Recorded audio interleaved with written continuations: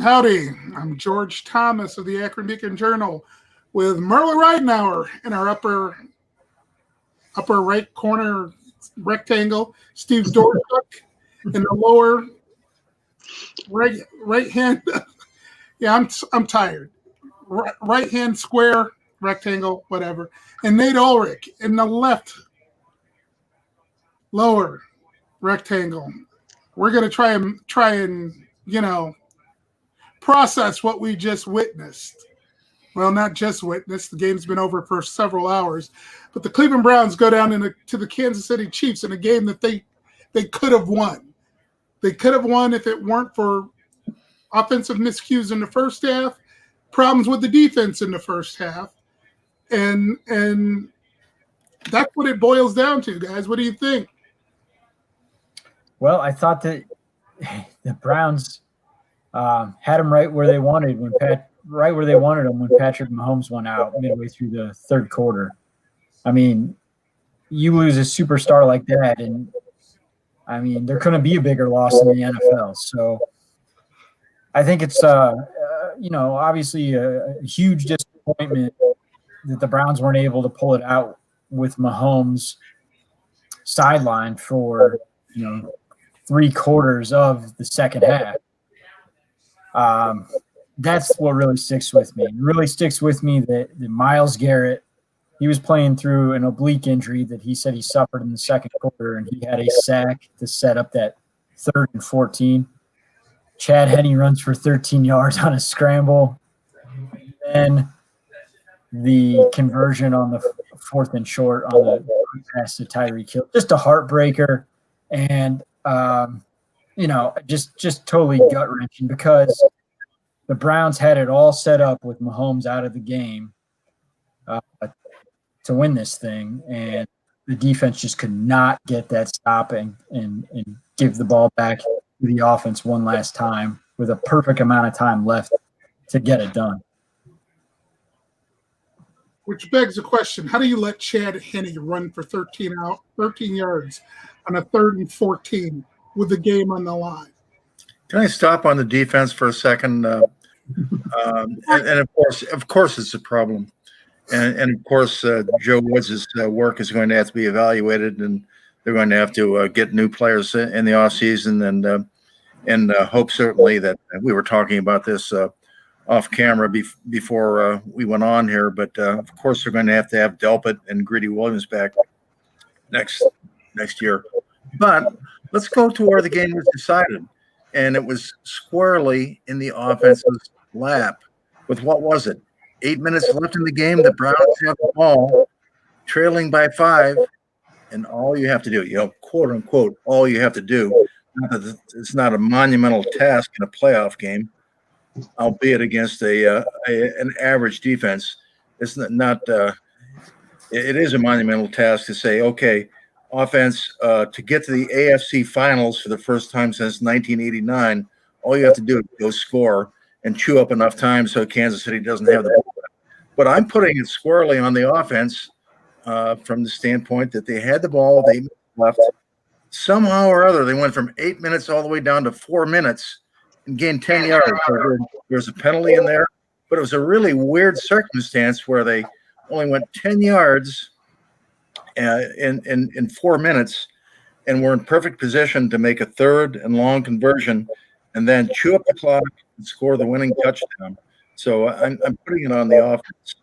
And here, before I butt out here, I have a really strange statistic that might interest you guys. It really popped out at me when I was looking at the numbers a second ago. But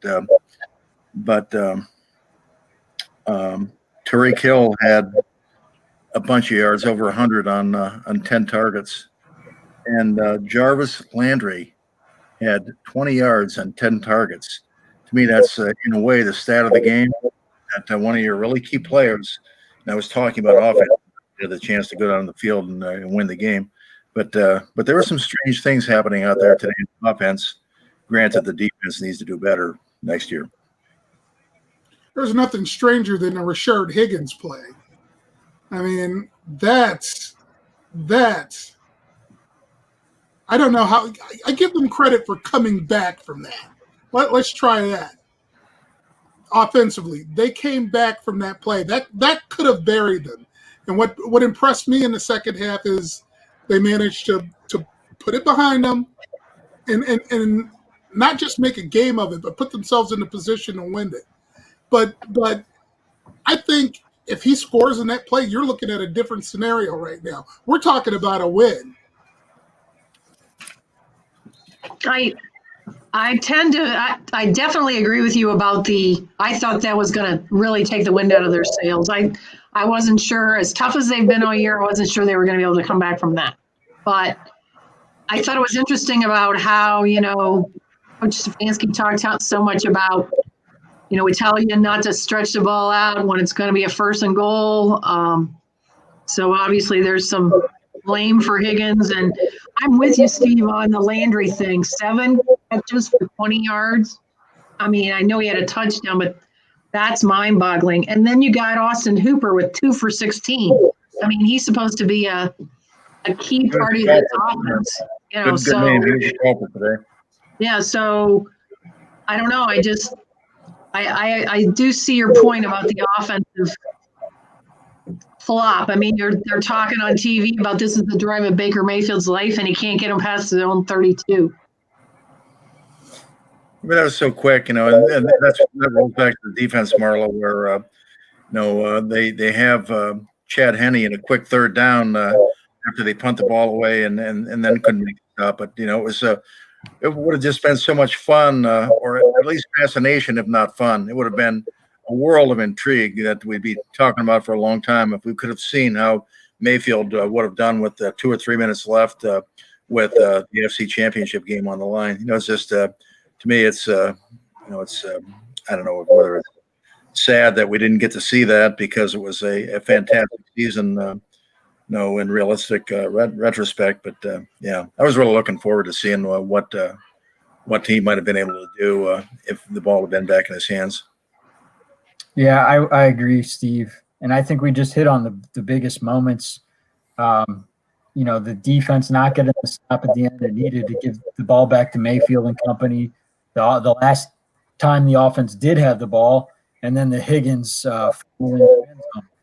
I want to say something about that. I feel really sorry for him because he's trying with every fiber of his being to score a touchdown there. He had great intentions, obviously. However, Kevin Stefanski made it clear after the game that he is specifically coached not to reach the ball out in that situation, to resist the urge to do so. So that's just a heartbreaking thing to happen. Now, people think about Joel Bitonio being the longest tenured member of the Browns. Most Browns fans know that. Rashard Higgins is one of the 3 guys who's been through the 1-31. Bitonio and Charlie Hewlett are the others. So I feel for Higgins. I really do, because that killed the Browns, and there was a guy in a game of inches trying to get that extra inch for a touchdown. Part of the beauty of it, though, Nate, and Nate, I want to give you credit with every fiber of his being. Can I use that quote in my next epic poem? With every fiber of his being, because you use those exact words. If I'm quoting Nate Ulrich from the Zooms, I think you only knew. But Nate, I'm poking you a little bit, but I'm also when that happened, I was thinking the same thing. I had to write some in-game notes. I was writing on deadline while the game was going along, but I thought the same thing. How do you fault a guy who, obviously, and that's what it was, Nate. That's well put. It was with every fiber of his being, and he screwed up with every fiber of his being. But put yourself out there in that situation. You don't have like 1.5 seconds to think about the big picture. You have like 0.02 seconds to think about what you're going to do next. So yeah, I feel for him too. It was. I'm not faulting him for that, even though it was a really terrible play for the Browns. But to cancel all that, I still go back to you get the ball back with 8 minutes left, and all I have to do is go score, and you win the game. Yeah, and you know what they did? They turned to the running backs. I mean, if you look at that sequence, first and 10 at the 31, Chubb loses a yard on a run. Baker, it's 2nd and 11. It's a weird, throwaway at Chubb's feet.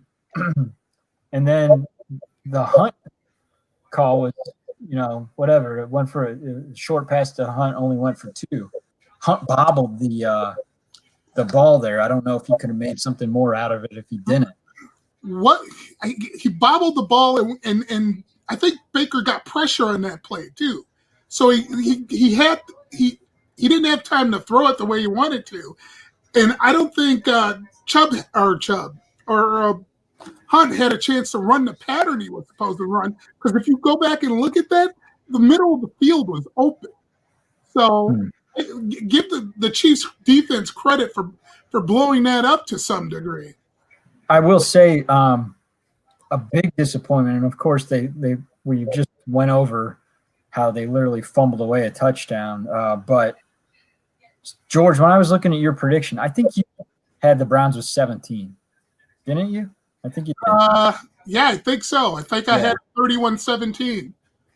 Yeah, so when I saw the Browns with 17, I thought, that's a little low. Well, you turn out to be right.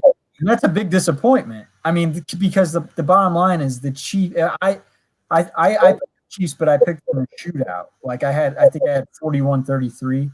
Like the Chiefs defense is not very good. They've got a few elite guys. Tyrann Mathieu did the interception. Chris Jones is a really good defensive tackle.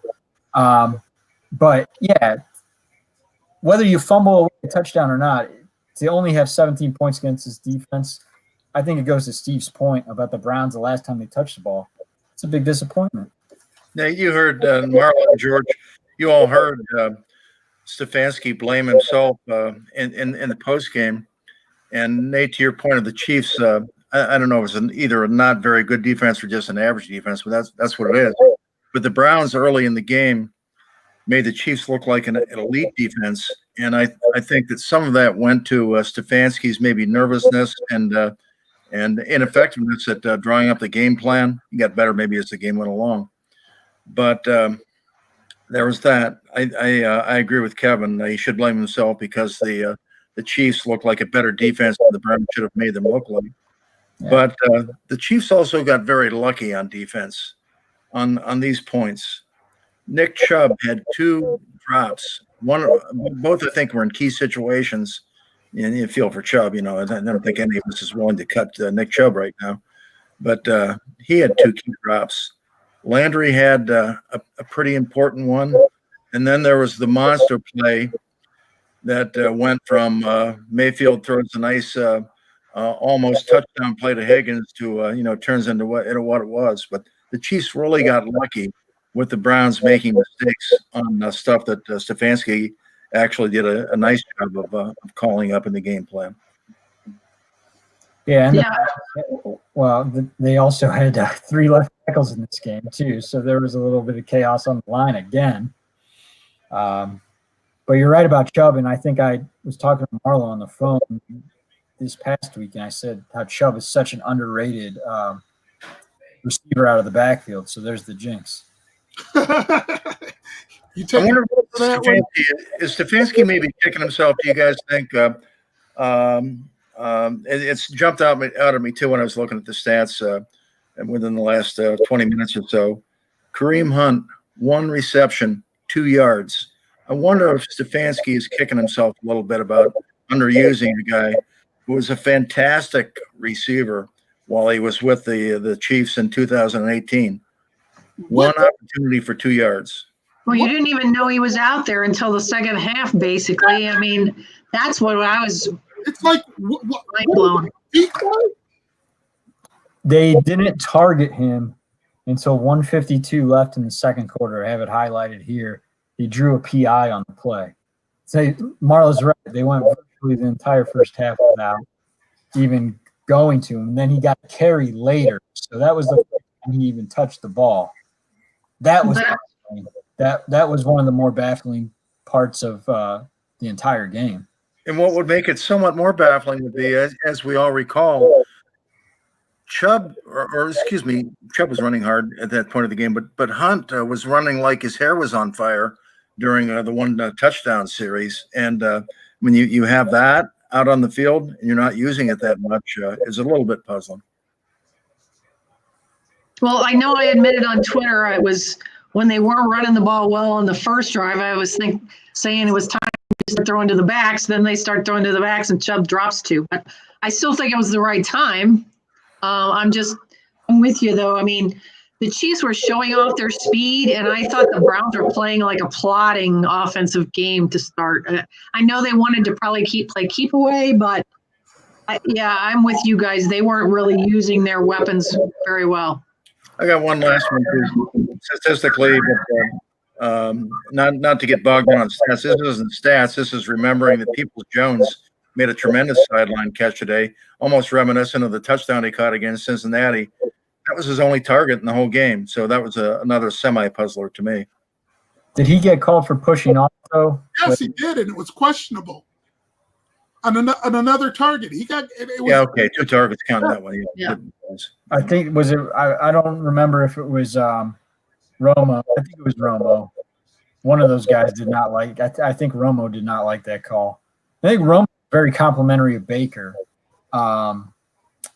and saying that Baker was playing really well. And I don't know. We're kind of going through how disappointing the offense was, but we're not really saying anything about Baker. So, Steve, do you have a take on that? About the defense, Nate? No, on Baker. Oh, on Baker. No, well, I think that I'll do my bottom line first, and maybe I'll try to think to some game moments. My bottom line is my feeling about Baker Mayfield right now is if he'll sign a contract extension this evening, I'm giving it to him. I like him that much. I think he's the who was the Nordonia's finest. Denzel Ward just said the other day that Baker Mayfield is the leader of this football team. And, I'd put that bold-face all caps. I think he is, and they need to sign him. And I think his play today and the way he comported himself, both during and after the game, kind of reflects those points. So, but in game, Nate, Marla, George, I thought that he's going to have to. I don't know if clean up is the word, but he's not as precise as you would expect him to be at times as a third-year quarterback. There were some throws. I forget which one it was early in the game. It was maybe the first series, but he was a bit off on a little dink pass. But over the course of the game, his stats weren't real good. But the reason they weren't real good was because Chubb dropped a couple, because Landry dropped one, Hooper dropped one. But I was fine with Mayfield's performance on balance. I thought he gave you what he might not have given you what you want in the Mahomes league MVP sense, but he gives you what your sense is. He gives you what you want in the sense that he's a hell of a lot better than the quarterbacks the Browns have had otherwise in the expansion era. Yeah, I agree with you. I agree with Steve's big picture assessment of Mayfield for sure. Obviously, I think he would want some of the stuff back today, like a lot of guys. But, he's kind of like the offense as a whole. He's had some real letdowns, but really he did rally, and I mean they had a shot there. I just, I keep coming back to the last time they took the ball, which Steve is hammering home, and he really got me dwelling on that now. I would like to know exactly what didn't go the way they wanted it to. Obviously, that Hunt play was weird in 11. I'm wondering if there's more to it, like George said. But you also have to remember, in defensive end, this team isn't even in the game at the fourth quarter if it's not the way Baker keeps these guys, the gritty determination of Baker. I mean, he's the guy that stirs all that. So I guess I'm willing to give him a pass on some of today's mistakes just for that reason. Is there even a question as to whether he's the quarterback of the future and they need to pursue long term with him now? I mean, to me, that's my opinion, but to me, it could be a debatable point if there are things that you don't like about Mayfield. He's still short. He still misses guys every now and then that you shouldn't be missing in the third year. But do you folks agree with my assertion that if I could sign him long term tonight, I would, or aren't you there yet? I think that Kevin Stefanski was hired with job number one in mind. Straighten out Baker Mayfield, turn this into a winning football team. Let's face it, there were doubts about Baker coming into this season. There were doubts about Baker in the first third of the season. He's totally flipped the script. So absolutely. And Stefanski and Van Pelt deserve a lot of credit for that. Because let's face it, the end of last season, the swagger was gone. It had left town before he ever did. So, yes. Yeah, I already said I agree with you on that, Steve. And you're right, George. I'm glad you said it during the season because October 18th against Pittsburgh was like the low. Like, he didn't even finish the game. I mean, he got pummeled. He threw that bad pick six on his first pass. He got embarrassed. And, he fought. He fought like crazy, got himself right, and ended up having a really good season and a really good bounce back season at that. So, yeah, I really think he is the guy, and the arrow's up on him. And you figure in this strange COVID season how much better Stefanski and Baker are gonna be when they actually, have more hands-on time, real off season. I mean, I'm all for giving him the extension. I'm not so sure they're going to go far past the, option year. But I mean, if you wait, you're taking the risk that he's going to want more money. So, can I throw in three initials that we haven't even talked about tonight, Marla? Sure. That'll help Mayfield, and certainly would have helped him tonight, and maybe would even put him over the top a little bit more about contract stuff and all that. OBJ, three initials. Had OBJ, I'm not the biggest OBJ fan, quote unquote, in the world, but tonight was one of those nights when you appreciate the fact that, and it would go to Landry's 10 targets for 20 yards. I mean, Jarvis is a fine player. You want him on your team. I think it was a good acquisition by Dorsey, even though he's really expensive. But to have OBJ out there as your number one tonight, and Landry as your number two, and then Hollywood as your number three, or Peoples-Jones, whoever emerges, would have made. I don't want to say would have made, because that's one reason I'm not the biggest OBJ fan in the world. That at times he doesn't hold on to the ball. You want your number one receiver to hold on to the ball. But my thought during the game tonight was that OBJ might have made the difference. He certainly would have loosened up that defense more. I mean, they would have had to plan for him at bare minimum. Yeah, I mean, one of the stories for this team this season is how they lost him pretty early on, and they were able to succeed and make the playoffs and win a wild card game in Pittsburgh and all that. But yeah, you're definitely a much greater threat on offense when you have that guy. And there's really a lot of home run ability on this offense when you take him out of it. I mean, really, Nick Chubb as a runner is, I think, the next best thing. And, you see some, obviously, Peoples-Jones, and, there's some guys who can run some go routes, and, Higgins gives you everything he can in that department.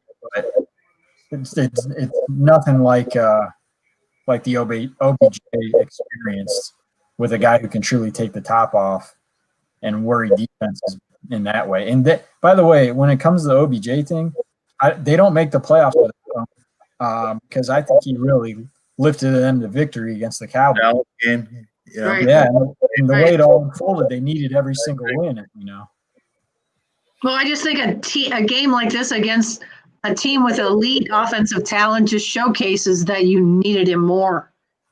You might be able to dink and dunk your way against some teams, but you need the big time threat when you're getting to this stage of the playoffs. Yeah.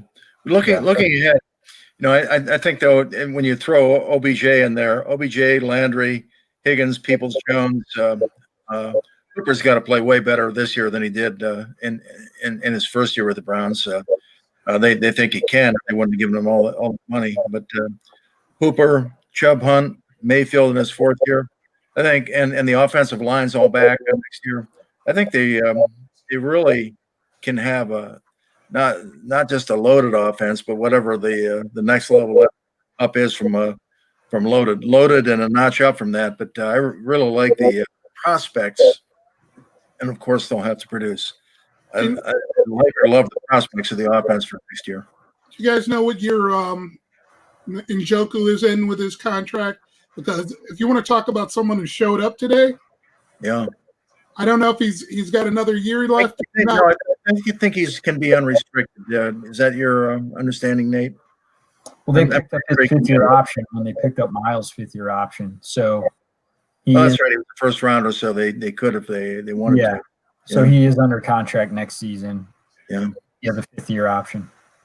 You know, I hope I don't know if he's going to demand a trade in the offseason, but in all sincerity, I'd hope even if he's thinking about it, he reconsiders it, because Harrison Bryant virtually disappeared the last 5 or 6 games.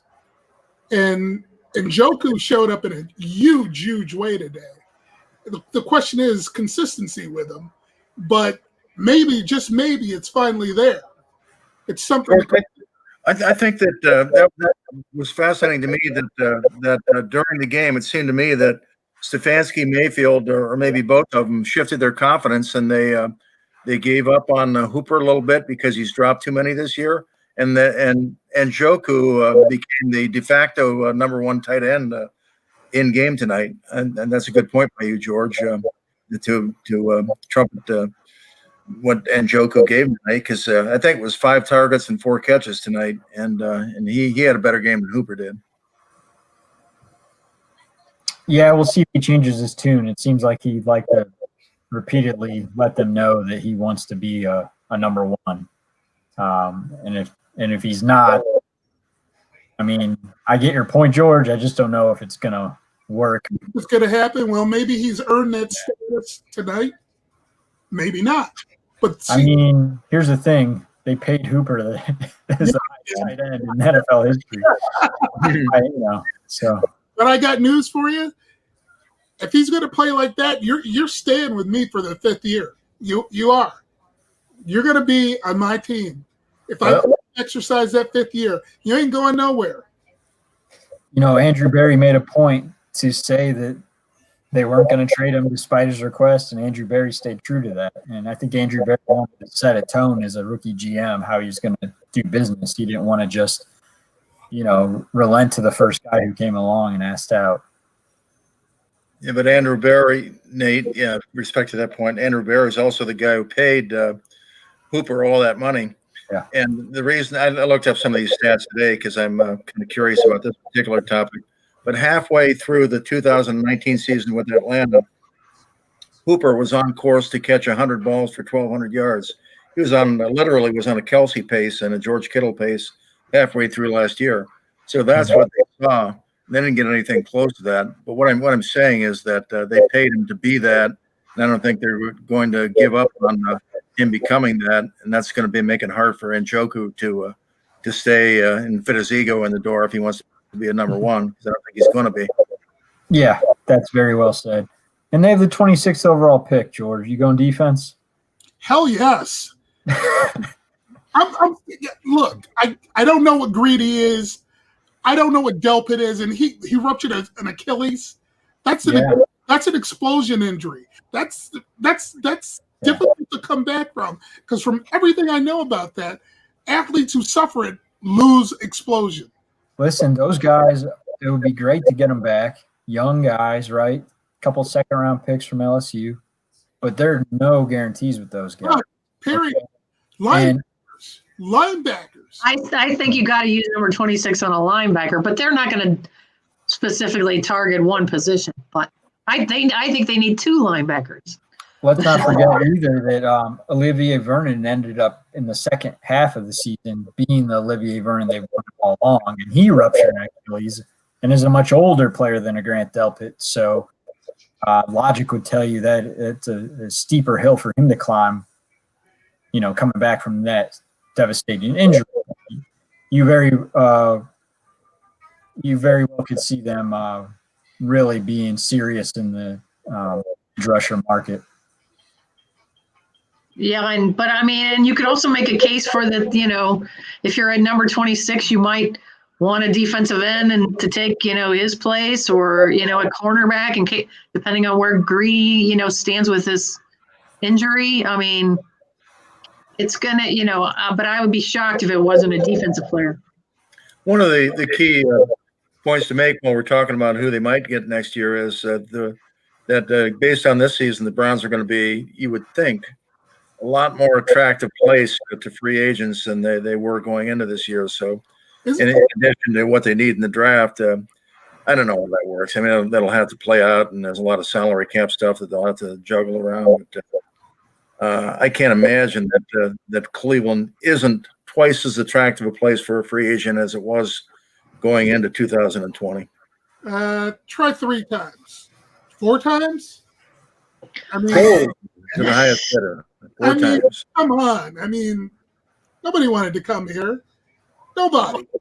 But you also have to keep in mind that, are you going to give Chubb a contract extension? Are you going to give Baker one? I mean, you're not going to eat up all your money on if you're going to pay those guys too. So, It'll make for an interesting offseason. And you know what?